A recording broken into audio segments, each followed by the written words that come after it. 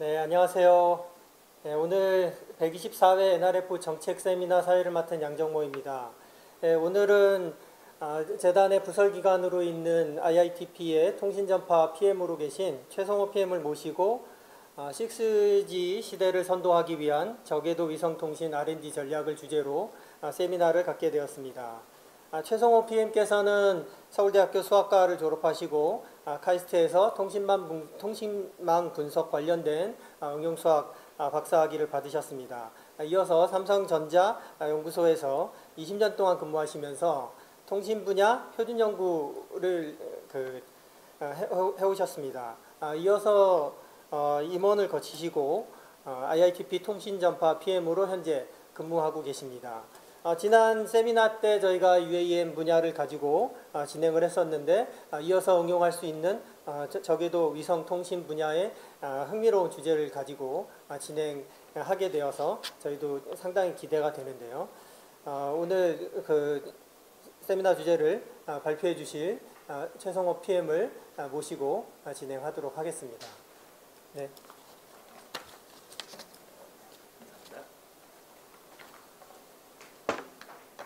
네, 안녕하세요. 방금 소개받은 정보통신기획평가원 IITP의 통신 네트워크 PM을 맡고 있는 최성호입니다.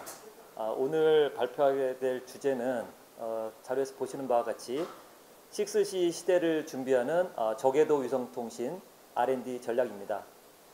본 내용은 최근에 정부에서도 위성통신 관련된 정책을 발표한 바가 있고요. 전 세계적으로 저궤도 위성 관련된 추진사항이 있어서 그 관련된 사항들을 말씀드리고 정책적으로 추진해야 될 내용들을 공유 드릴까 합니다. 순서는 다음과 같이 위성통신 현황을 말씀을 드린 다음에 산업 및 기술 동향, 6G 위성통신의 역할, 그 다음에는 이제 우리의 현황을 살펴보고 정부에서 추진할 비전과 추진 방향을 말씀드린 후에 세부적인 과제 추진 내용까지 간략간략하게 말씀을 드리고자 합니다. 이 슬라이드는 현재 위성통신 현황에 대한 가장 주목받을 만한 슬라이드로 볼 수 있습니다. 많은 분들이 최근에 뉴스나 이런 데를 통해서 아시는 바와 같이 스페이스X가 굉장히 우주 시대를 여는 굉장히 중요한 큰 발걸음을 내딛고 있습니다. 돌이켜보면 2002년, 한 20년 전에 스페이스X를 설립하고 우주 시대를 열겠다라는 포부로 앨런 머스크가 큰 발걸음을 시작했는데요. 굉장히 오래된 준비였고 처음부터 이렇게 쉽게 진행된 건 아닙니다. 팔콘 1이라고 부르는데 첫 번째 발사는 실패를 했고 그 실패를 거듭해서 성공한 것들이 축적이 되고 기술력이 되면서 2008년에 처음으로 성공을 하는 그런 역사가 있었고요. 그 이후에는 로켓을 한 번 더 다시 한번 사용하겠다라는 포부를 가지고 추진한 후에 그 다시 발사하는 것도 실패를 했지만 이제 팔콘 9이라고 하는 로켓을 회상해서 회수를 하면서 발사하는 비용을 혁신적으로 줄일 수 있다라는 비전을 보여준 바가 있고요. 이런 여기 보셨던 영상 같이 이제 다양한 노력들이 축적이 되면서 최근에는 2019년도에 블록 5라고 불리우는 스타링크 통신위성을 태운 위성이 발사된 바가 있습니다. 최대 22,000km를 탑재할 수 있는 기능이고요. 한 번 발사하는 데 비용은 600억 정도 수준이라고 합니다. 여기서 중요한 것은 한 200kg 무게의 위성을 이제 스타링크나 스페이스X가 개발하지 않은 타 국가나 타 기업이 준비한 위성들을 발사해주는 비용으로 100만 달러, 우리나라 돈으로 한 12억 정도로 발사를 지원해주는 그런 사업도 진행하고 있습니다. 이런 스페이스X가 스타링크라는 프로젝트를 착수하는데요. 스타링크는 아시는 분도 있겠지만 우주 인공위성을 통해서 통신 서비스를 제공하겠다라고 하는 전 세계 통신망 제공 프로젝트입니다. 우주에 12,000여 개의 통신위성을 발사를 하고 그 발사를 통해서 각 위성별로 한 1GBps급의 데이터 통신을 제공하겠다라는 포부인데요. 지금으로부터 한 7년여 전 2015년경에 프로젝트 스타링크를 발표를 하고 그 이후에 한 3년에 걸쳐서 준비 끝에 처음으로 2기 통신위성을 발사한 이후에 지속적으로 한 달에 60기 정도를 발사를 하고 최근까지 총 1,445기를 발사해서 1,379기가 현재 우리 우주 공간에서 위성 통신을 제공하고 있습니다.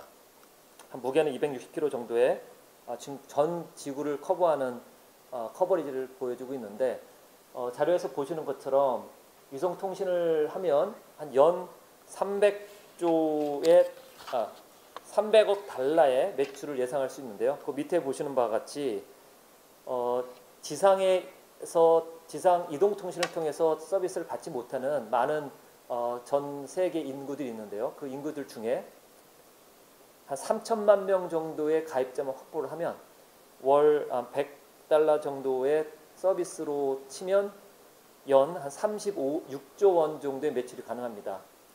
초기 단계로 이러한 매출을 얻겠다고 하는 게 스타링크의 서비스 비즈니스 모델이고요. 지금은 베타 서비스를 시작해서 위성 한 개당 10기가 이상의 데이터 레이스를 처리할 수 있도록 제공하고 있고, 지금도 지금 보시는 것처럼 키트를 한 500달러 정도면 사서 설치를 할 수가 있고요. 이 설치한 키트를 가지고 위성하고 접속을 통해서 데이터 전송을 송수신을 할 수가 있습니다. 월 100달러 정도 수준, 99달러라고 하는데요. 100달러 정도의 비용만 내면 데이터 통신을 사막에서든 극지방에서 어디서나 할 수 있고, 지금은 미국 중심으로 베타 서비스를 시작을 하고 있습니다. 이러한 위성을 활용하는 통신 서비스가 현재 이미 진행되고 있다라는 게 굉장히 중요하고요. 유사하게 영국의 원웹이라는 기업이 2012년도에 본사를 런던에 창립을 하면서 에어버스 합작을 통해서 스타링크와 경쟁하는 위성 통신 시장을 열어가고 있습니다. 중간에 여러 가지 어려움도 있었지만 최근에 인도 바티의 투자도 받아내면서 현재 거의 매달 36기의 위성을 띄워 올리고 있고요. 하루에 2기 정도를 위성을 제작할 수 있는 제작 시스템을 구축해서 지속적으로 위성을 올리면서 2022년까지 648개의 위성을 올려서 전 세계 커버리지를 확보하겠다의 포부를 밝히고 있습니다. 앞에서 말씀드렸던 스타링크보다는 조금 약간 높은 궤도이기 때문에 커버리지가 넓어서 한 648기면 전 세계 커버리지가 가능한 것으로 보이고 있고, 무게는 150kg 정도로 보고 있는데 향후에 이 무게를 좀 올려서 용량을 높이는 그런 방향으로 준비를 하고 있습니다. 이러한 위성 시대의 산업들을 보시면 위성 산업, 위성 통신을 포함한 위성 산업 전체는 현재 한 3,600억 달러에서 2040년까지 1.1조 달러, 우리나라 돈으로 한 1,200조 원에 달하는 그런 시장으로 성장할 걸로 보고 있고요. 위성 산업 중에 특히 위성 통신을 제공하는 위성 통신 산업이 전체 위성 산업의 반 정도를 차지할 걸로 예측이 되고 있어서 한 2040년 정도면 600조를 넘는 600조 원을 넘는 그런 시장을 만들 것으로 예상이 되고 있어서 여러분들도 아시는 전 세계 스마트폰 시장이 연 한 600조 원의 시장입니다. 600조 원 스마트폰 시장과 버금가는 위성 통신 산업이 새롭게 만들어진다라고 예측할 수가 있고요. 이런 산업이 가능하게 된 배경에는 앞에서도 스타링크가 발사체를 재활용하는 그런 큰 혁신을 이뤄낸 것들인데요. 위성을 발사하는 비용이 지속적으로 감소하고 있어서 위성 발사하는 횟수는 늘어나지만 한 기를 발사하는 발사 비용이 계속적으로 감소하고 있습니다. 특히 위성을 제작하는 비용도 한 대 한 대 1년, 2년 걸리는 위성을 제작하는 것이 아니라 하루에 2기씩 대량으로 양산할 수 있는 체계를 만들어서 똑같은 위성을 큰 공장에서 이렇게 똑같은 위성을 계속적으로 제작할 수 있는 구축을 하면서 위성에 대한 제작 비용도 지속적으로 감소하는 것이 위성 통신 시장을 글로벌 시장과 큰 시장으로 확대시키는 굉장히 큰 동력을 주고 있고요. 이러한 환경에 발맞추어서 전 세계 글로벌 업체들이 앞에 말씀드렸던 스페이스X뿐만 아니라 원앱, 텔레셋, 아마존 등이 이런 시장에 뛰어들기 위한 포부를 발표를 했고 지속적으로 투자를 하고 있습니다. 특히 중국 같은 경우에는 민간 기업의 성장을 위해서 정부가 정책적으로 위성을 띄워올리는 계획을 발표한 바가 있습니다. 다음은 이제 산업 동향인데 그 중에서도 특히 이러한 위성을 또 쏘아 올리는 것들이 무슨 서비스를 제공할 것인가에 대한 고민들이 있을 수 있는데 향후 다음에 말씀드릴 6G 시대에는 정지 궤도와 저궤도의 위성을 이용을 해서 다양한 서비스를 제공할 걸로 보고 있는데요. 특히 정지 궤도 같은 경우에는 수명이 좀 길고 커버리지가 넓습니다. 좀 안정적인 서비스를 제공하는 반면 저궤도 위성의 높이를 300km에서 12,000km, 1,200km 정도 높이에 올리는 것을 저궤도 위성이라고 부르는데요. 이 저궤도 위성은 많은 위성들을 군집 위성으로 체계를 구축해야 되고 대신 지구에서부터 가깝게 위치하기 때문에 5G 통신과 같은 지연의 서비스가 가능해질 수 있습니다. 이러한 저궤도 위성을 구축을 해서 데이터 레이트 높고 지연도 작은 다양한 서비스가 가능해지고 있어서 아마 NRF 정책 세미나가 바로 전에 UAM에 대한 세미나가 있었던 걸로 알고 있는데요. UAM의 플라잉 카 등이 공중에서 서비스를 네트워크에 연결하고자 할 때는 지상의 이동통신으로 연결이 굉장히 어렵습니다. 위성통신이 플라잉카나 비행기나 공중에서 이동하는 물체들에 대한 데이터, 커넥티드 서비스를 제공하기에는 위성 서비스가 굉장히 중요한 역할을 할 수 있을 것 같고요. 장기적으로 보면 IoT, 다양한 IoT 서비스, 해상과 사막지대, 오지 등의 데이터 서비스가 필요할 경우에는 위성 통신 서비스가 굉장히 중요한 역할을 담당할 걸로 이렇게 보고 있습니다. 이러한 위성 통신은 기존의 관측 서비스나 다양한 위성 우주 서비스의 새로운 도약 관점에서 위성 통신 서비스가 발전이 될 건데요. 위성 통신이라는 것은 더 많은 데이터를 유저들에게 얼마만큼 잘 효율적으로 보내는지가 굉장히 중요합니다. 이러한 통신 서비스로서 위성 통신이 자리 잡기 위해서는 크게 세 가지 용도의 기술이 발전하고 있습니다. 첫 번째는 유연화라고 해서 실제 위성은 한번 쏘아 올리면 교체가 어렵고 업그레이드가 어려운데 그것들을 한번 쏘아 올린 다음에도 지속적으로 새로운 표준을 적용할 수 있고 새로운 기능을 적용할 수 있도록 하는 좀 유연한 위성 제작이 굉장히 중요하게 보고 있고요. 두 번째로는 대용량화라 그래서 한정되어 있는 주파수와 한정되어 있는 위성을 활용해서 지상 이동 통신이 지속적으로 데이터를 높여간 것처럼 위성 통신도 어떻게 하면 더 많은 유저들에게 더 많은 데이터 서비스를 할 수 있도록 용량을 높일 수 있는가에 대한 기술들이 계속 진화가 될 걸로 보이고 있고요. 그 다음에 앞에서 말씀드렸던 것처럼 위성을 쏘아 올리고 위성 유지 관리하는 비용을 축소시키기 위해서는 위성을 작게 만들면서도 용량이 높은 소형화 위성을 만들어야 되고요. 소형화 위성들이 저궤도 위성은 위성들의 지구를 계속적으로 움직이기 때문에 군집화 위성들이 중요합니다. 다양한 많은 위성들 간의 통신을 하고 위성들 간의 서비스를 연속적으로 제공할 수 있게 하는 중집화 기술들이 위성통신 서비스의 핵심적인 기술로 보여지고 있고요. 장기적으로는 이런 위성통신 서비스가 지상의 4G, 5G, 6G 이동통신망과의 연계를 통해서 지상에서 서비스를 받다가 공중에 가서는 위성의 서비스를 받고 다시 지상으로 돌아왔을 때는 이동통신으로 서비스 받을 수 있도록 하는 지상통신과 위성통신의 통합이 굉장히 중요합니다. 그러한 노력들이 이미 시작이 되고 있고요. 특히 5G 통신을 표준을 담당하고 있는 3GPP라는 표준 단체가 5G 표준의 위성통신 표준에 대한 표준화 작업을 이미 착수를 했습니다. 장기적으로는 5G 표준의 다음 단계인 6G 표준에서는 위성통신 표준과 지상 표준을 하나의 6G 표준으로 융합하는 표준화를 만들 것이다 라는 비전과 예측들이 있고 다양한 기술 연구가 이미 착수되고 있습니다. 이러한 기술 동향을 기반으로 현재 6G 시대는 2030년 2대 시대를 6G 시대라고 예측하고 있는데요. 6G 시대에는 위성통신이 굉장히 중요한 역할을 담당할 것이다 이렇게 보고 있고요. 지상 이동통신과 위성 이동통신을 연결해서 사용자가 또는 다양한 디바이스들이 어디에 있든지 간에 서비스를 받게 할 수 있는 공간 한계를 극복하는 그런 서비스를 제공할 걸 보고 있습니다.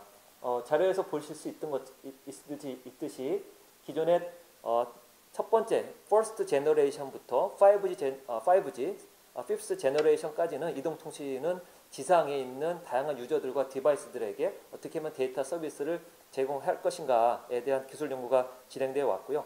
그 다음 단계인 6G에서는 위성 이동통신과 지상 이동통신이 융합하는 초공간 서비스가 6G의 중요한 키워드로 자리 잡을 것이다라고 전 세계의 연구진들과 학계와 국가에서 발표를 하고 있습니다.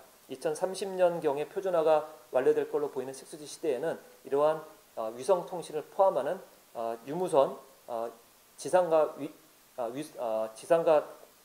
위성이 통합되는 그런 표준화와 시대가 열릴 것이다, 이렇게 예측을 할 수 있습니다. 이런 큰 트렌드의 앞에서 우리나라는 어떤 상황인지를 천천히 진단해 볼 필요가 있는데요. 미래 위성통신 분야의 글로벌 위성 강화를 위해서는 신속한 R&D 투자와 기술 확보가 시급하다, 이렇게 진단할 수 있습니다. 자세히 보시면 통신 위성 관련된 경험이 굉장히 부족합니다. 위성 기술에 대한 지속적인 투자와 연구는 국가적으로 지속되어 왔고요. 그렇지만 위성을 관측 위성이나 기상 예측 위성으로 또는 로케이션을 이루는 GPS 등에 대한 위성으로 활용하는 것이 아닌 통신의 대체제로서의 활용에 대한 고민은 크게 부족해 왔습니다. 그래서 사실 2010년경까지 천리안 1호 위성을 국내 기술로 올리면서 통신 위성에 대한 연구를 안 해온 바가 있지만, 그 이후에는 위성을 통신으로서의 활용을 해보겠다는 연구는 사실 거의 진행이 되지 못했고요. 특히 저궤도 위성, 지금 정지궤도에서 저궤도 위성으로 가는 큰 움직임이 있는데, 저궤도 위성을 활용하는 통신 위성에 대해서는 전혀 개발한 경험이 없는 상황입니다. 특히 이제 국내 기업들 중에 이동통신의 장비에 들어가는 다양한 부품의 글로벌 경쟁력을 갖고 있는 국내 기업들이 있는데, 5G 기지국 장비라든지 위성에 탑재체에 들어간 통신 장비가 사실은 지상의 기지국에 있는 이동통신망의 기지국에 있는 장비와 부품과 거의 유사합니다. 거기에 들어가는 RF 부품이나 통신 부품들이. 국내 기업들이 이동통신 시장에서는 어느 정도 글로벌 경쟁력을 가져가고 있지만, 위성 탑재체에 들어가는 통신 부품의 경쟁력을 가져가기 위해서는 실제 그 부품이 위성에 탑재돼서 우주 공간에서 실제 서비스를 제공한 경험이 있어야 됩니다. 그런 것을 우주 검증 이력, 영어로는 헤리티지라고 부르는데요. 이런 헤리티지를 확보한 것이 전 세계 우주에 올라갈 위성을 제작할 때 굉장히 중요합니다. 이러한 이력이 있지 않으면 위성을 개발하고 만드는 업체에서 다양한 부품을 수급할 때 헤리티지를 갖고 있느냐, 갖고 있지 않느냐가 그 기업이 그 위성을 만드는데 참여하느냐, 참여하지 못하느냐를 결정하는 굉장히 중요한 요건입니다. 그래서 국내 기업들이 이러한 우주 검증 이력을 확보하는데 정부가 적극적인 지원을 필요합니다라는 현장의 목소리가 있고요. 실제로 국내 위성 통신 기술의 수준은 선진국 대비 굉장히 떨어져 있고, 앞에서 말씀드린 것처럼 위성 통신에 대한 R&D가 많이 부족해 왔다는 건 사실입니다. 그래서 위성 통신을 가능하게 하는 전문 인력 양성이라든지 다양한 주파수에 대한 연구라든지 그런 연구에 대한 노력들의 현장 목소리가 있고요. 특히 우리가 위성 통신을 국산화하지 못한다면, 물론 해외에 있는 스타링크라든지 원앱의 위성 통신망을 국내가 서비스를 위해서 사용할 수는 있습니다. 그렇지만 그렇게 된다는 얘기는 미래의 안보 또는 보안이나 우리나라의 서비스를 외국의 서비스 업체들한테 의존하는, 통신은 기관망인데 그런 기관망을 외국의 사업자들의 망에 의존할 수밖에 없다라는 그런 현상이 발생할 수 있기 때문에, 그것들을 방지하려면 국가 차원의 노력으로 우리가 직접 위성 통신망을 구축할 수 있는 그런 환경이 조속히 마련되어야 됩니다. 그걸 위해서 크게 두 가지 대응 방안이 있는데요. 첫 번째로는 기술 개발을 통해서 우리나라도 우주 위성 통신의 기본적인 기술을 축적하는 것이 중요할 테고, 또한 앞에서 말씀드렸던 기업들의 우주 검증 이력을 확보해 주는 노력들이 필요할 것 같고요. 또 하나는 이런 위성 통신이라는 게 기술과 우주 검증뿐만 아니라 전체적인 생태계 조성이 필요합니다. 저희가 5G 통신을 세계 최초 상용화할 수 있었을 때 부품과 단말기, 기지국, 그 다음에 서비스 사업자, 그걸 테스트해 볼 수 있는 환경, 주파수, 정부의 노력들이 하나가 됐을 때, 생태계가 구축됐을 때 이 시장을 확보했고 5G를 앞서갈 수 있었듯이 위성 통신도 그런 다양한 어느 정도의 생태계가 있을 때 해외의 생태계들과 연계를 통해서 우리나라도 위성 통신 시대를 대응할 수 있겠다, 이런 생각이고요. 좀 서두가 길었는데 구체적으로 정부에서 생각했던 내용들을 말씀을 드리고자 합니다. 이 슬라이드는 앞서 6월 달에 과기정통부에서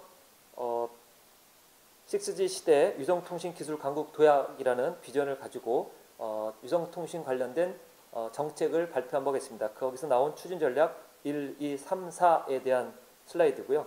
오늘은 저궤도 위성의 기술 발전 전략 관점에서 저궤도 위성 관련된 추진 전략 1과 추진 전략 2에 대해서만 좀 더 자세하게 공유를 드리고자 합니다. 우선 첫 번째 세부 추진 과제 전략 1-1은 위성통신과 지상통신에 통합된 주요 서비스를 구현하는 내용입니다. 추진 방향은 지상 공중이 연계되는 다양한 통신 서비스 실증, 그 다음에 음영지역 초고속 인터넷 서비스를 제공을 2029년 이후에 제공하겠다는 그런 방향성이고요. 특히 이제 6G 시대가 되면 지상망과 위성망을 동시에 접속하고 동시에 서비스를 받을 수 있는 디바이스가 중요합니다. 이러한 통합 단말 서비스를 우리가 직접 개발하고 5G 단말을 세계 최초 상용화하고 글로벌 시장을 주도했듯이 6G 시대에는 위성 통신까지 가능한 디바이스를 우리가 만들고 시장을 주도해 나갈 수 있도록 준비를 하려고 합니다. 그를 위해서는 디바이스, 통합 단말들은 국내 항공기나 UAM 등의 탑재체로서의 단말기가 될 수가 있고요. 아니면 사용자가 들고 다니는 휴대폰 형식의 단말기가 될 수 있습니다. 이런 단말기들을 위성에도 접속이 되고 지상에도 접속이 가능하면서 그 들간에 호환이 되고 이동성이 보장이 되는 그런 단말을 직접 개발하는 큰 포부를 갖고 있고요. 두 번째는 음영지역에 위성은 지상망이 커버하는 지상망에서는 큰 역할을 기대할 필요는 없습니다. 하지만 지상망이 커버하지 못하는 산간지역, 해양지역, 그 다음에 공중에서의 커버리지는 지상망을 가지고 커버하기는 비용이 많이 듭니다. 따라서 위성통신이 그러한 저궤도 통신, 위성통신이 지상망이 커버하지 못하는 지역을 커버하고 그래서 따라서 위성통신망과 지상 이동통신망이 통합됐을 때 언제 어디서나 데이터 서비스를 받을 수 있도록 하는 그런 망을 구축하는 것이 정책의 큰 첫 번째 꼭지점이고요. 그를 위해서 1-2는 위성통신, 지상통신의 통합 위성망을 구체적으로 구축하는 사업을 추진할 계획입니다. 첫 번째로 6G 시대, 2030년 이후에 시작되는 6G 시대에 6G 위성이 발사되고 구축이 될 수 있도록 하는 주파수 확보가 굉장히 중요합니다.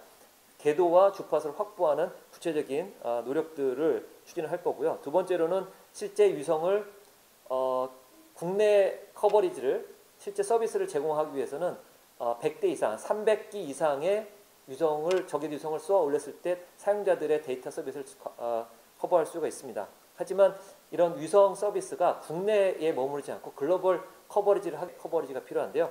그런 위성 통신 서비스는 실제로 미국의 스타링크나 영국의 원앱과 같이 민간의 주도로 서비스가 구축이 되고 상용화가 돼야 됩니다.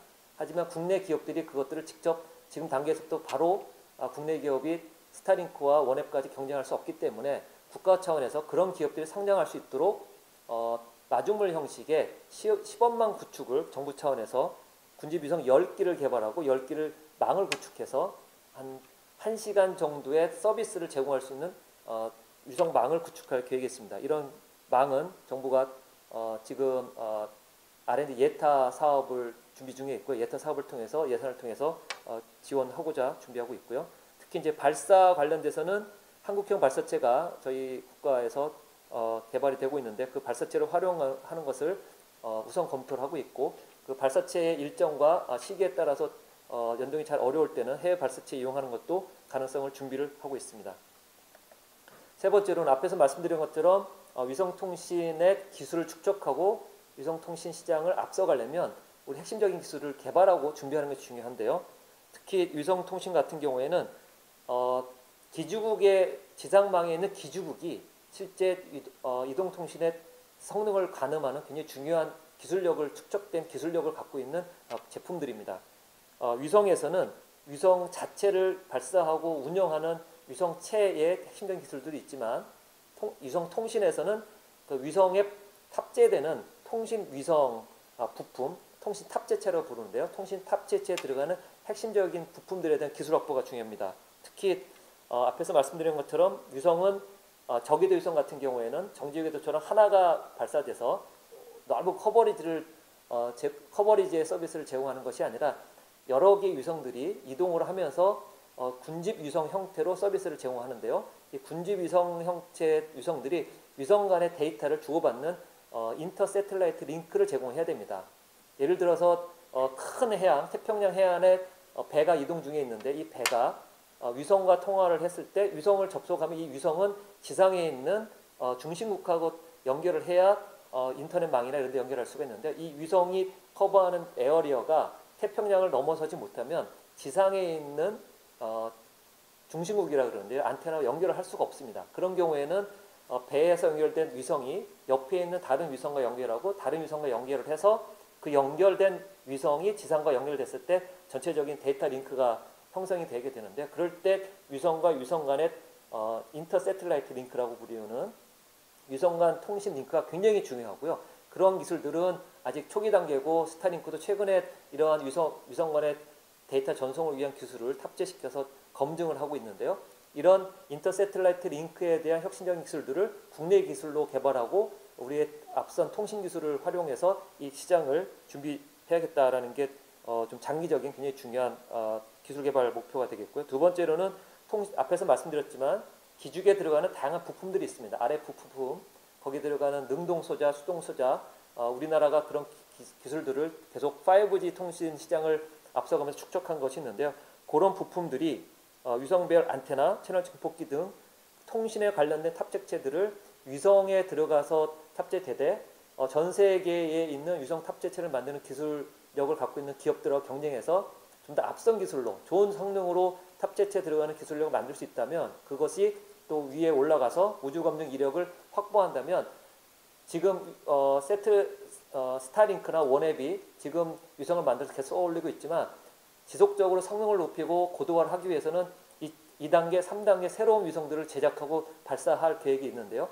새로운 위성을 만들 때 거기 들어간 핵심적인 부품들을 국내 기업들이 제공할 수가 있는 환경이 됩니다.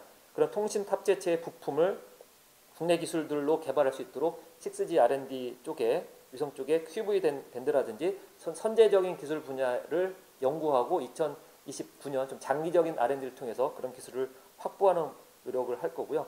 또한 위성통신 단말은 우리가 이동통신 단말이 전 세계 글로벌 리더를 할 수 있었던 것처럼 위성 탑재체와 위성체를 스타링크나 원앱 등 글로벌 기업들이 전 세계 커버리지를 가져간다고 하지만 그 위성들과 통화를 하고 사용자들에게 데이터를 제공할 수 있는 디바이스, 단말기는 전 세계 단말기 업체들이 개발하게 됩니다. 우리나라 같은 경우에는 AP 위성이라든지 인텔리안 같은 글로벌 시장에서 위성 디바이스 시장에서 경쟁력을 갖고 있는 기업들이 있고요. 그런 기업들과 함께 6G 시대의 이동 통신과 위성 통신을 동시에 제공할 수 있는 위성 통신 단말을 선제적으로 개발하고 그 시장에서 글로벌 경쟁력을 가질 수 있도록 하는 그런 노력들이 이 정부의 큰 R&D 정책의 방향이다 이렇게 말씀드릴 수 있습니다. 지금 앞에서 말씀드렸던 6G 사업 관련된 것들이 좀 장기적인 로드맵을 가지고 파이널 골을 가지고 저희가 장기적으로 투자해야 되는 말씀을 드렸고요. 전략 2는 그 단계를 가져가기 위해서 중간 단계로 지금 앞에서 말씀드렸던 5G가 그 3GPP라는 표준 단체에서 실제로 표준화 기반의 위성통신을 열기 위한 표준화가 만들어지고 있습니다. 사실 앞에서 말씀드렸던 스타링크나 원앱이나 이런 기업들의 위성은 표준화 기반이 아니라 자체적으로 만든 기술로 자체적인 제품들을 가내면 호환이 되는 시장을 열고 있는데요. 여러분들이 아시는 이동통신 시장은 미국 시장, 유럽 시장, 뭐 중국 시장, 한국 시장 상관없이 디바이스 하나로 전 세계를 가져가면서 통신할 수가 있어졌던 것은 이 핸드폰이 미국에 있는 기지국과 유럽에 있는 기지국, 중국에 있는 기지국과도 통신이 가능하고 호환이 된다는 것이 굉장히 중요한 이유였는데 거기에 핵심적인 것이 표준입니다. 표준화를 기반으로 기지국과 단말이 만들어졌기 때문에 통화가 가능했고 그렇기 때문에 글로벌 커버리지가 가능한 핸드폰 시장이 열렸던 것처럼 위성도 지금 스타링크가 전 세계의 시장을 열기 위해서 위성을 쏘고 단말기를 만들지만 그런 전 세계 시장이 스타링크뿐만 아니라 다양한 기업들, 다양한 국가가 위성을 만들고 거기에 서비스를 제공하는 디바이스가 나올 텐데 우리가 만든 UAM 디바이스, 핸드폰이 스타링크하고 통화가 된다 그러면 그 디바이스는 전 세계 커버리지, 전 세계 셀 서비스를 받는데 한계가 있을 수밖에 없죠. 따라서 5G에서 표준화가 시작이 되고 그게 다음 단계 6G까지 연계될 텐데요. 5G의 첫 번째 표준화인 NTN, Non-Terrestrial Network 표준화가 완성이 돼가고 있고요. 그 다음 단계 5G 어드밴스드 표준화도 릴리즈 18 표준화로 예정이 되고 있어서 위성통신의 표준화 기반의 시장을 열어가는데 우리가 좀 앞서 나가기 위해서는 5G 기반의 저궤도 위성통신에 대한 투자가 필요합니다. 그것들을 위한 전략 2가 마련되어 있고요. 저궤도 위성을 활용한 주요 서비스를 구현하고자 합니다. 이러한 디바이스들이 실제로 UAM이라는 플라잉 카에 있는 승객이 지상에 있는 5G 통신하는 단말기와 서로 통화를 할 수 있도록 가능할 것이냐, 위성을 통한. 그 다음에 플라잉 카인 UAM과 UAM에 탑승한 승객들이 위성물을 통해서 서비스를 서로 통신을 주고받으면서 데이터를 주고받거나 카톡을 주고받거나 보이스 서비스를 할 수 있도록 하는 서비스 검증을 할 계획이고요. 그다음에 해상 물류라고 해서 지상 커버리지가 되지 않는 배나 지상에서 멀리 떨어져 있는 해상 물류 시스템에서 데이터를 주고받으면서 트래킹을 가능하도록 하는 서비스를 검증을 2027년도 저희가 뒤에서 말씀드릴 위성을 띄워 올려서 검증할 계획이고요. 그것들을 위해서 위성망 구축을 단계적으로 추진할 계획입니다. 1단계로 2025년까지 위성을 만들어서 거기에 우리나라 기업들이 참여를 해서 헤리티지를 얻을 수 있도록 하면서 위성을 한 기를 쏘아 올리고요. 거기서 첫 번째 위성으로서의 여러 가지 기술을 검증하고 그 다음 단계에 그 위성과 위성 간의 인터세틀라이트 링크, 위성 간의 통신을 검증하기 위한 위성 3기를 만들어서 거기에 또 국내 기업들이 참여하고 헤리티지를 확보할 수 있도록 하면서 위성 3개를 올려서 위성통신 레퍼런스를 확보하고 그 3기 위성으로 실제 UAM에서 데이터 통신이 가능한지를 서비스를 실증할 계획입니다. 이를 위해서는 자료에서 보시는 바와 같이 저궤도 위성 발사 운영을 위한 주파수 국제 등록이 필요합니다. 이거는 ITUR에 지금 ITUR에다가 요청을 하고 어느 정도 기간이 지나기 전까지 그 위성을 발사하는 것이 굉장히 중요한 요구사항인데요. 지금 미국의 스타링크와 원앱, 그다음에 중국도 그 우주 공간의 궤도와 주파수를 확보하기 위해서 먼저 위성을 띄워올리면 먼저 띄워올리는 위성의 주파수와 궤도는 보호를 받아야 됩니다. 나중에 올라오는 위성은 이미 띄워 올라와 있는 위성을 보호하면서 자기의 위성 궤도와 주파수를 활용할 수밖에 없는데요. 선제적으로 위성을 궤도와 위성을 확보하는 것이 굉장히 중요한 위성통신 현황인데요. 이 국가 차원의 R&D를 통해서 이러한 주파수와 궤도를 확보하는 노력들도 차근차근 진행해서 우리나라 민간 기업이 실제 위성 망을 구축하고자 할 때 이런 경험들이 쌓여서 주파수도 확보하고 궤도도 확보할 수 있도록 진행할 계획이 있습니다. 다음은 마지막으로 앞에서 말씀드렸던 6G 시대 위성통신 기술 개발의 장기적인 고울의 중간 단계로 탑재체를 운영하는 기술들, 특히 여러 개의 위성이 운영되고 있을 때 하나의 단말이 위성이 이동할 때 위성이 변해갔을 때 새로운 위성을 발견하고 새로운 위성하고의 통신 링크를 열어서 기존의 위성과의 통신이 끊기지 않고 바로 핸드오버를 통해서 위성을 서비스를 제공할 수 있는 이런 기술들이 군집위성에서의 핵심적인 기술이 될 수 있는데 이런 기술들을 5G 위성을 활용해서 저희가 3기를 쏘아 올리면 그 위성들 간의 핸드오버 기술을 검증해 볼 수가 있고요. 특히 통신 탑재체 부품 개발에 있어서 앞에서 말씀드렸지만 위성을 한번 올리면 다시 내려서 다시 쏘아 올릴 수가 없으니까 수정이 불가능합니다. 하지만 위성에 올라가 있는 그 부품이 그 5G 표준을 탑재를 할 텐데요. 그 5G 표준을 소프트웨어로 업그레이드를 할 수 있다 그러면 지금 기지국도 소프트웨어 디파인드 라디오라고 해서 좀 더 소프트웨어로 변화하는 큰 트렌드가 있는데요. 위성의 탑재체 같은 경우에는 유연화를 가져가기 위해서 5G의 표준을 이미 탑재해서 올렸지만 이후에 새로 나온 표준화를 소프트웨어 업그레이드로 할 수 있도록 중계기를 소프트웨어 방식의 중계기로 만들고 그걸 소프트웨어 디파인드 라디오 기술을 탑재하는 그런 노력들이 큰 트렌드로 가고 있는데 저희가 5G 위성을 개발할 때 그런 기능이 가능하도록 하는 기술을 탑재해서 선제적으로 연구를 해볼 수 있을 것 같고요.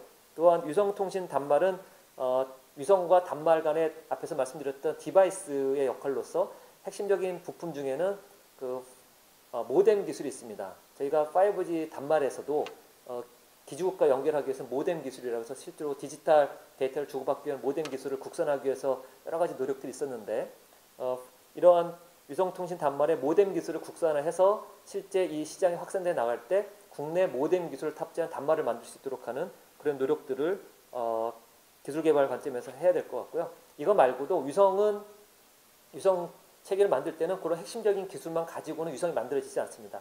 핵심적인 선도적인 기술뿐만 아니라 위성이 체계 종합돼서 발사돼서 제대로 동작하기 위한 모든 부품과 모든 기술이 종합되고 잘 운영 관리될 수 있도록 하는 체계 종합 기술도 굉장히 중요해서 국내에 그런 기술을 축적하고 있는 연구소와 기업이 있습니다. 그런 기업들이 이 저궤도 위성을 만들고 체계 종합하고 새로운 위성을 발사하는데 기술이 계속 축적될 수 있도록 하는 그런 노력들을 할 예정이고요.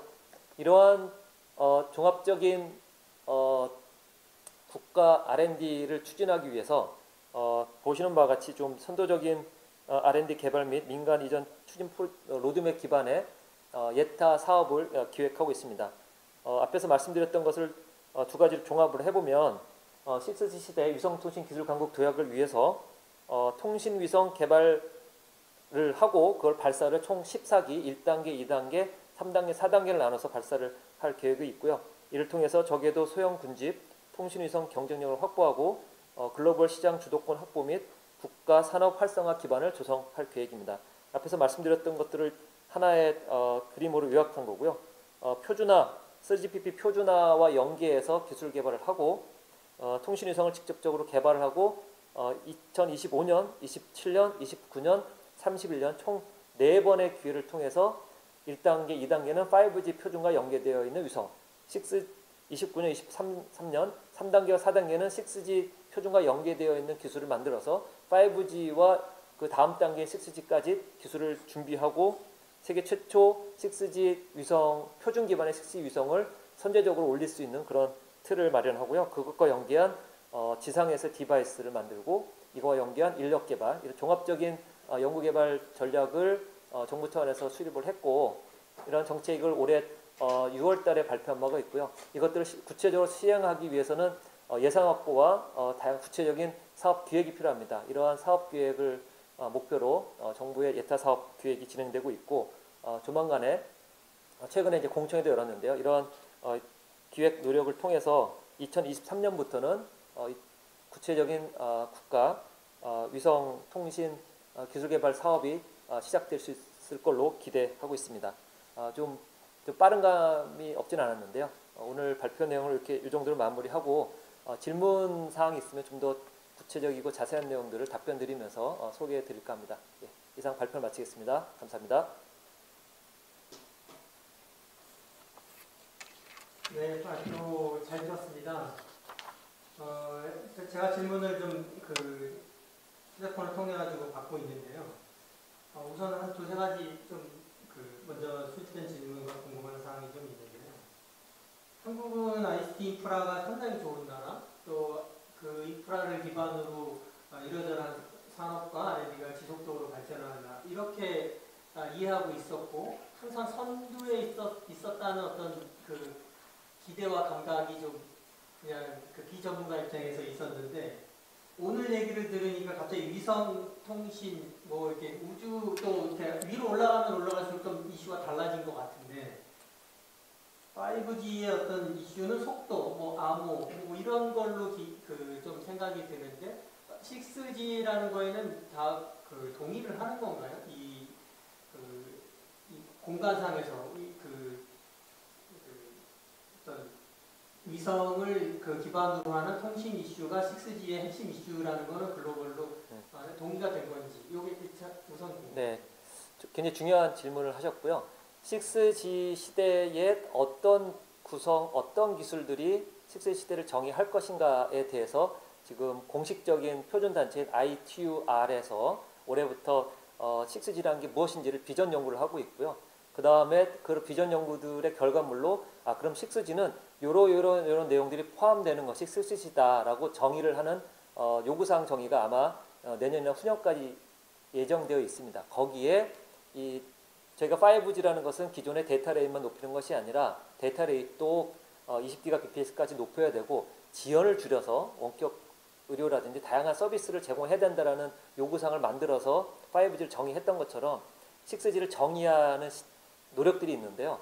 6G라는 것이 무엇일까에 대한 다양한 업계, 학계, 국가의 세미나, 워크샵 이런 것들이 사실은 재작년부터 여러 차례 있었고 작년에 저희도 국가 차원에서 미국과 중국 다양한 업계 리더들, 국가 리더들을 모시고 6G라는 것이 어떤 방향을 갈 것인가에 대해서 논의한 바가 있습니다. 그 당시에 미국도, 유럽도, 중국도, 특히 일본도 결국에 6G가 해야 될 방향은 기존의 5G가 담고 있었던 장점뿐만 아니라 단점들을 극복해야 된다. 극복하는 기술 중에 크게 대표적인 게 세 가지였는데요. 첫 번째가 기존에서 제공하고자 하는 데이터 용량이 지금 5G가 20기가까지 아직 못 가고 있지만 20기가 오더라도 향후에 플라잉카나 자율주행차가 있을 때는 그 데이터 레이트마저도 부족할 수 있으니 더 많은 데이터를 제공해 줄 수 있는 게 핵심이다 라는 게 6G의 첫 번째고요.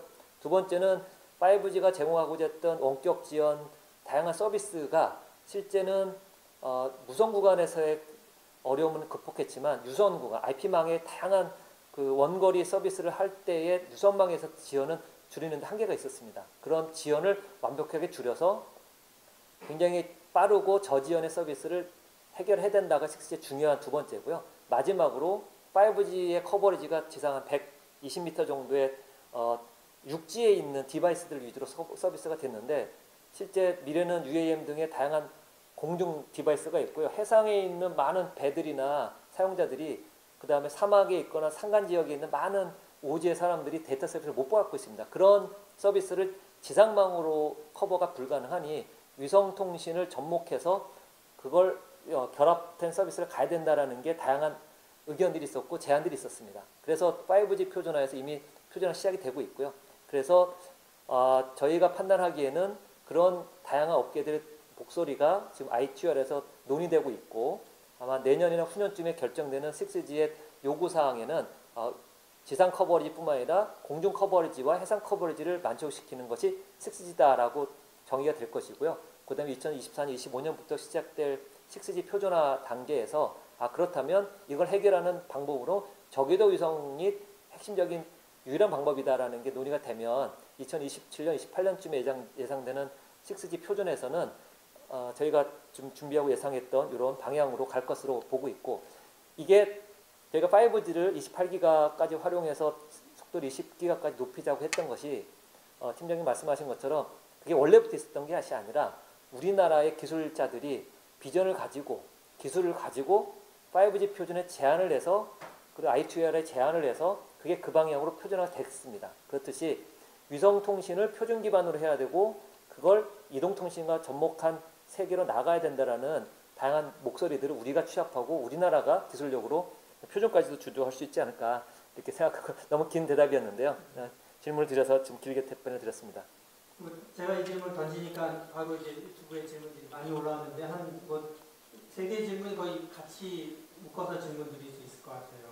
그 부분에 지금 말씀하신 그 위성통신 기반이 그 핵심이라는 거에 동의한다면 통신위성을 같이 보유하고 있는 그 선두 기업 스페이스X 같은 이런 기업이 독점할 거라는 이런 우려에 대한 질문이 있고 그렇다면 이제 국내 기업은 어느 정도 수준이고 어떻게 참여할 수 있는지 또 그렇다면 이제 그거 외에 조금 더 큰 기업들도 뛰어들 수 있는 거 아닌가? 그렇다면 우리나라의 다른 기업들이 이제 참여할 수 있는 어떤 그 창구나 전략 이런 것들에 대한 관심이 올라오고 있습니다. 네, 굉장히 중요한 질문이시고요. 앞에서 말씀드렸던 것처럼 일단 첫 번째로 국내 기업들의 경쟁력이 아직은 미흡합니다. 그렇게 경쟁력이 높지는 않고요. 그래서 스타링크가 독점을 하고 전 세계 위성 통신망을 장악을 하고 어쩔 수 없이 스타링크의 망을 쓸 수밖에 없는 그런 상황이 발생할 수도 있는데, 실제로 위성 탑재체 기술은 미국뿐만 아니라 유럽, 중국, 뭐 우리나라도 기술력을 갖고 있습니다. 결국엔 누가 먼저 기술을 연구하고 탑재하고 개발할 것이냐 이슈고요. 기억하시는 것처럼 저희가 2000년대 초반만 해도 이동통신은 미국과 유럽의 에릭슨, 노키아, 미국의 아카텔, 루슨트, 아카텔 등 해외 우수한 기업들이 기지국 통신 기술을 갖고 있었고, 우리나라는 기술력이 없는데 어떻게 할 것이냐 했지만, 좀 늦게나마 국내 삼성전자 같은, LG전자 같은 기업들이 참여를 하면서 국내 기술로 우리나라도 기지국 기술, 이동통신 기술을 만들어 보자라고 해서 우리나라의 연구기관의 애트리도 참여하면서 그 기술을 따라가고 CDM이라는 혁신적인 기술을 좀 선도적으로 개발하면서 시장을 GSM이라는 시장에서 CDM의 시장으로 바꾸면서 선도를 하기 시작했고, OFDM 기반의 와이브로 4G를 하면서 글로벌 경쟁력을 가져왔고, 결국엔 5G까지 오면서 좀 장기간의 투자를 통해서 결국에는 이길 수 있었던 것처럼, 위성은 저희가 약하고 늦었지만 이걸 늦었다고 포기하면 결국 끝까지 늦고 포기하는데, 국내에 위성을 만들어보고 해외까지 수출했던 세트렉아이라든지 지금 위성 산업을 우리도 적극적으로 해보자라고는 하나 시스템이라든지 기술과 의지를 갖고 있는 기업들이 있습니다. 하지만 아직은 역량이 부족하기 때문에 초기 단계는 정부가 적극적으로 투자를 해주고 기술을 개발하는 데 도와주고 인력을 양성해주고 경쟁력을 키워주는 게 정부의 역할이 중요하다고 보고요. 장기적으로 보면 2030년 이후에는 우리도 위성을 만들고 위성에 대한 부품을 국산화할 수 있는 그런 체계는 만들 수 있다, 이렇게 저는 기대하고 가능하다고 생각하고 있습니다. 네, 뭐 이어서 그 이사장님과 사전 미팅 때 잠깐 나왔던 그 관심사이기도 했는데요. 뭐 민간에 계시다가 공공기관에 지금 근무하고 계시니까 또 이제 우리 문제로 조금만 돌아와서 지금 한국연구재단의 ICT융합연구단이라는 조직이 있고요. 또 국제연구본부에는 정보융합기술단이 있고 우주개발팀도 있거든요. 그러니까 지금 기관 내에서의 이제 협력도 좀 고민을 해봐야 될 것 같고, 아울러서 기초연구 쪽에서 혹시 해야 될 어떤 일, 뭐 이런 거에 대해서 혹시 고민을 하시거나 뭐 생각이 있으시면 제가 삼성전자에 20년 동안 산업계에 있다가 이제 정부의 R&D 기획, R&D를 하는데 참여를 하면서 한 2년 넘게 경험을 쌓았는데요. 국가적으로는 이제 NRF라는 좀 장기적인 기초 연구를 하는 체계와 IITP라는 이제 2차관의 좀 응용 기술로 현재 산업까지 가능하도록 하는 기술 개발 연구, 그다음에 산자부의 실제 산업에서 직접 활용할 수 있는 구체적인 기술들을 만드는, 이렇게 3단계 정도의 체계가 어느 정도 갖춰져 있는 것 같습니다. 근데 이러한 장기적인 연구의 결과가 중간 단계, 응용 단계의 기술로 승화가 되고 그 기술이 다시 실제 현장에서 채택이 되고 산업화될 때까지 하는 긴 연구는 뭔가 좀 장기적인 비전과 지속적인 노력들의 결과물로 나오지 단기적인 노력으로 갑자기 뭔가 해결되지는 않는 것 같고요. 저는 지금 NRF와 IITP와 그다음 산자부에 있는 평가단이 그런 노력들의 첫 걸음인 소통하고 협력하려고 하는 의지가 있었던 걸 발견했고, 이제 그런 노력들이 지속적으로 오랫동안 이루어지고 그 중에 뭔가 성공적인 실질적인 성과물이 나왔을 때 그 성공되어 있는 경험들이 반복적으로 또 발생할 수 있도록 하는 체계가 가능할 걸로 보고 있고요.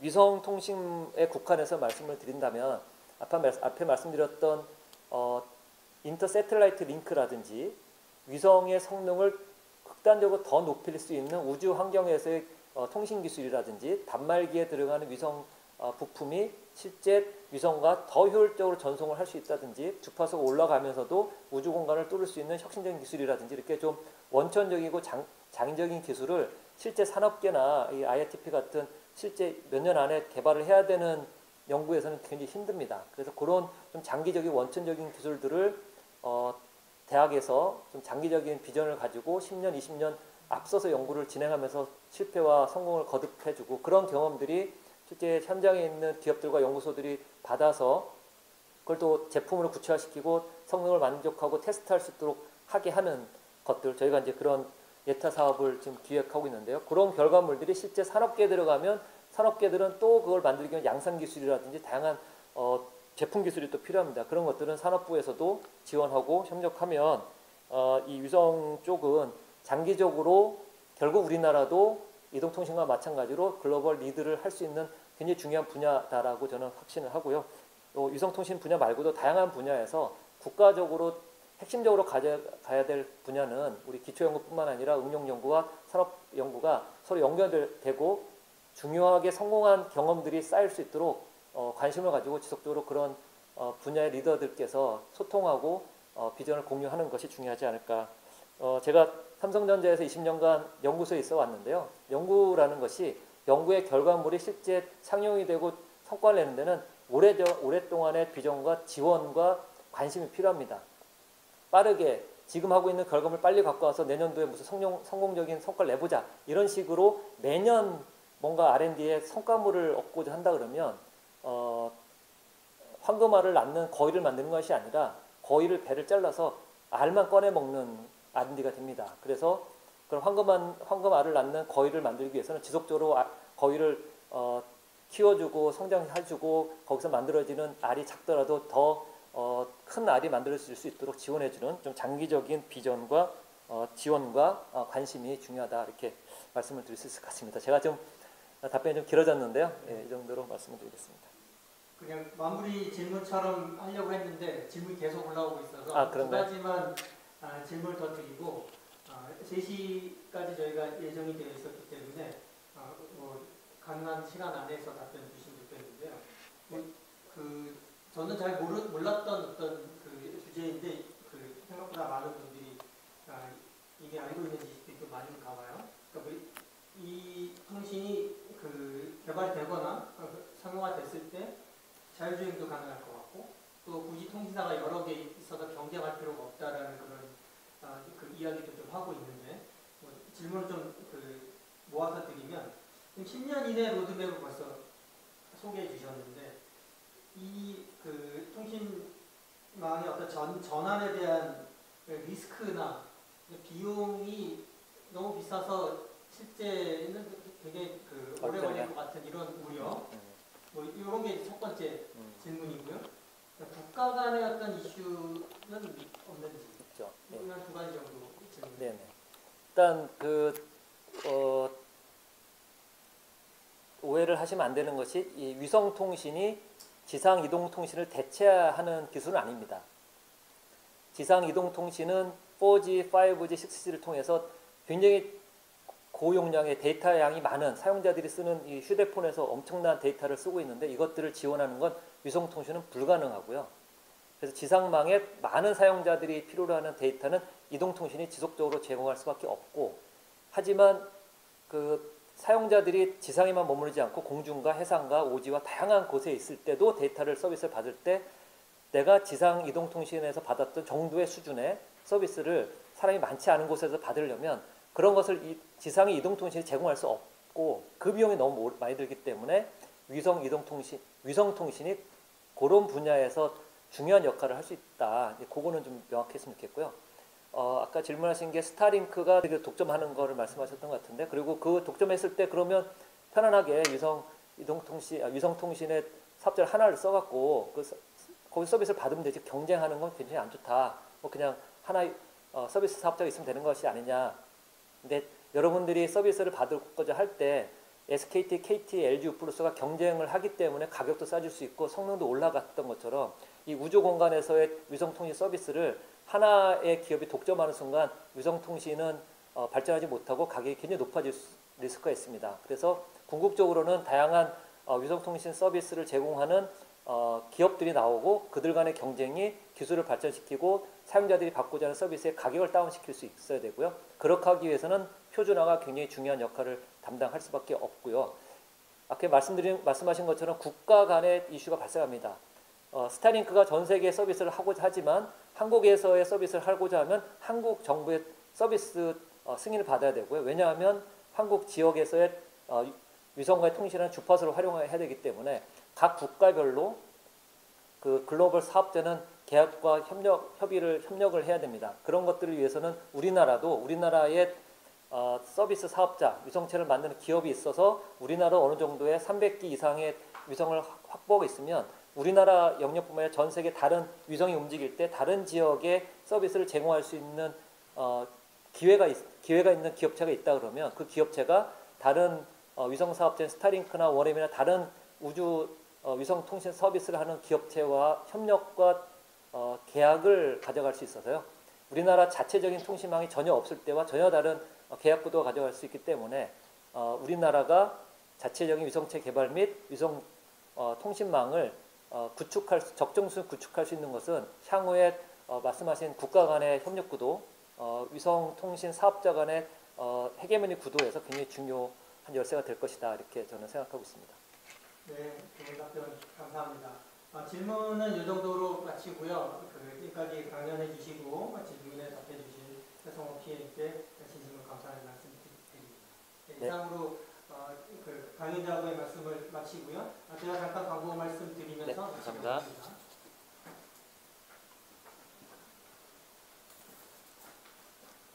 네, 124회 정책 세미나 마칠 시간이 됐고요. 올해 정책 세미나는 다양한 분야의 전문가들을 모시기도 하지만 지금 부설기관으로 있는 IITP와 한국연구재단이 서로 협력하는 세미나를 진행하고 있습니다. 그래서 이번 달에 최성호 PM을 모시고 저희가 진행하였고요. 다음 달에는 에너지 환경 분야 단장을 맡고 계신 이상엽 단장을 모시고 수소에너지 분야에 대한 세미나를 가지려고 합니다. 다음 달에도 좀 기대해 주시고요. 우리 재단 직원분들께서는 QR코드를 잠시 뒤에 올릴 텐데요.